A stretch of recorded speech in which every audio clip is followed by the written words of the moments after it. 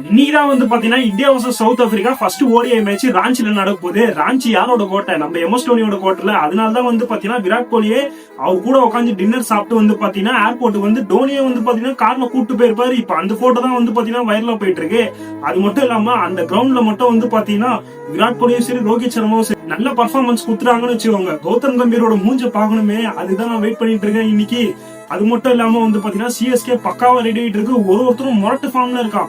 இந்த ஆயுஷ் மாத்திரைவா இருக்கட்டும், அவன் வந்து பாத்தீங்கன்னா அப்படி செஞ்சுரி அடிக்கிறான். உர்தீப் பட்டேல் 30 பாலுக்கு என்னமோ செஞ்சுரி வச்சிட்டாரு. ருத்ராஜ் ஃபார்ம்ல வந்துட்டாரு, சஞ்சு சாம்சன் ஃபார்ம்ல வந்துட்டாரு, நம்ம சிவன் துபே பேட்டிங்ல சரி பவுலிங்ல சரி ஃபார்ம்ல வந்துட்டாரு. இந்த அங்கிச் கம்போஜ் அவரும் வந்து பாத்தீங்கன்னா வந்து சூப்பர் ஓவர் வரையும் மேட்ச் கொண்டு போயிட்டு ஜேகே வச்சிருக்காரு பவுலிங் போட்டு. எல்லாருமே ஃபார்முக்கு வந்துட்டாங்க. இதுக்கு தாண்டா காத்திருந்தேன். இப்ப வாங்கடா ஆர்சிபி. போன வருஷம் நாங்க ஏதோ ஃபார்ம்ல இல்லாதனால தூக்கி போட்டு போயிட்டீங்க. அதுலயே வந்து பாத்தீங்கன்னா ஒரு மேட்ச் 3 ரன் தான் உங்ககிட்ட தோத்தோம். இந்த வாட்டி ஈக்குவல் பவரோட இறங்கலாம்.